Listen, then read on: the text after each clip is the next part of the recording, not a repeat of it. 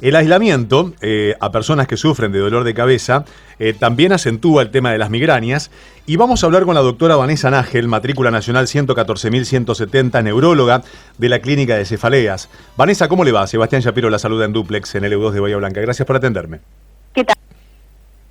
Se cortó. Creo que se cortó. A ver, ¿puede ser? Vanessa. Hola. No, se cortó. Vamos a tratar de recuperar justito la... Empezamos con los dolores de cabeza. Justo dijo hola, estaba ahí. Oh, dijo y se cortó. ¿Qué habrá pasado? ¿Estará Vanessa ahí? Estoy preocupado por Vanessa. ¿Es esa Vanessa? Bien, 3:15 de la tarde. Te quiero contar que ese abollón tiene solución, hablando de dolores de cabeza.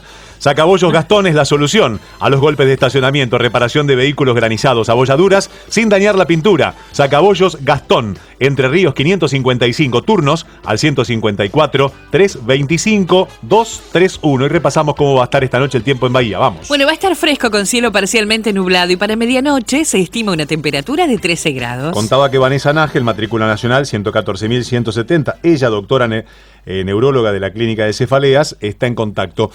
Ahora sí, Vanessa, te escucho. ¿Qué tal? ¿Qué tal? ¿Cómo están? Buenas tardes, muchas gracias por la invitación. Por favor, es un placer. Vanessa, ¿qué son las migrañas? A ver, los dolores, la migraña es un tipo de cefalea o de dolor de cabeza, ¿sí? Los dolores de cabeza, como para hablar en general, pueden deberse a múltiples causas. Hay muchísimos motivos que lo pueden generar. Uno de ellos es la migraña, también llamada comúnmente jaqueca, es uno de los dolores de cabeza más comunes, y son dolores de cabeza en general que pueden tener tanto hombres como mujeres, y que en general son dolores bastante fuertes, que pueden ser de una intensidad moderada, severa. Muchas veces las personas pueden asociar náuseas, incluso llegar a tener vómitos, le molesta mucho la luz, los sonidos. Son dolores, la verdad, que pueden afectar muchísimo la calidad de vida de las personas que los sufren. ¿Y por qué alguien puede presentar cefaleas? ¿Cuál es el factor que desencadena en una migraña específicamente? Específicamente en la migraña en sí mismo, hay en realidad, por un lado, hay dolores de cabeza que pueden venir espontáneamente, ¿sí? Hoy en día se sabe que hay una cierta base o una predisposición genética a tener dolores de cabeza de este tipo, ¿no? Migrañas, muchas veces pacientes que tienen migrañas tienen algún otro familiar que también los padece, y hay algunos dolores que espontáneamente pueden venir. Estos se deben por ciertos mecanismos inflamatorios que se dan en algunas partes del cerebro, que a veces espontáneamente pueden venir y generar los dolores de cabeza. Pero hay muchos otros dolores, o sea, hay muchos factores en realidad de la vida cotidiana que pueden hacer que una persona con migraña tenga más frecuencia o más intensidad de sus dolores de cabeza.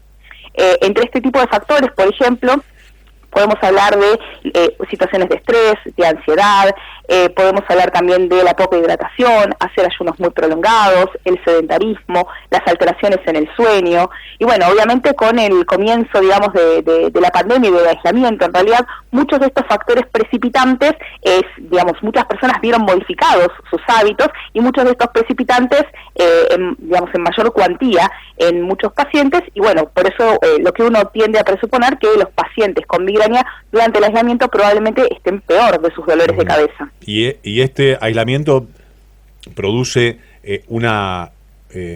algo más acentuado en estos dolores. ¿Por qué factor? Por este factor de la angustia, también de la ansiedad, del famoso teletrabajo, de estar quizás tantas horas enfrente de la pantalla.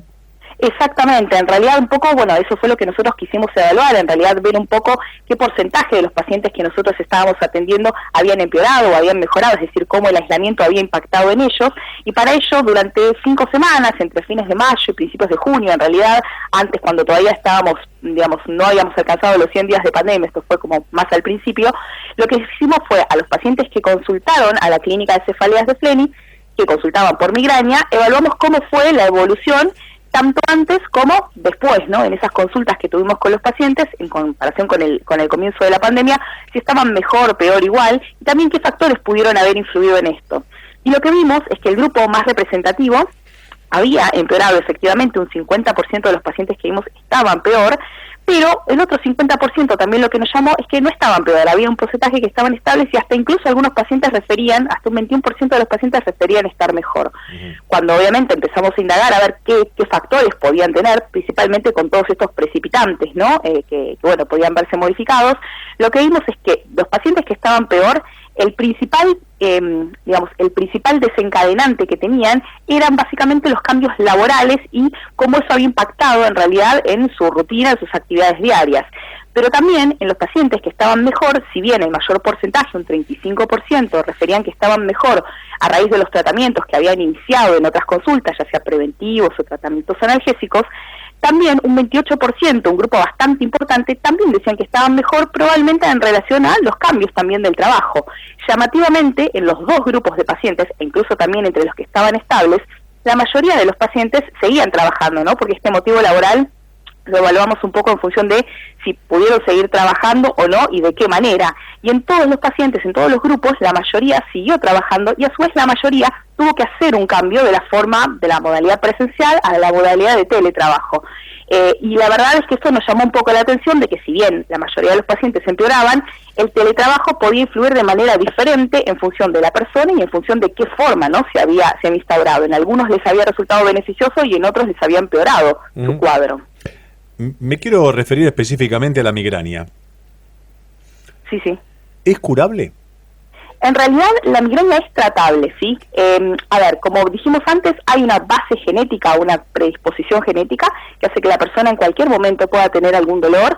Si bien no tenemos una pastilla, sería buenísimo, pero bueno, no tenemos una pastilla para erradicar y que una persona la tome y que nunca más vuelva a tener un dolor de cabeza, se pueden hacer infinidad de cosas, tanto tratamientos farmacológicos como medidas no farmacológicas, para que la persona pueda estar mejor y pueda tener una calidad de vida normal, porque como dijimos al principio, muchos de estos pacientes ven severamente afectada su calidad de vida. De hecho, es considerada una de las causas de discapacidad, una de las principales causas de discapacidad transitoria, pero discapacidad al fin en gente joven.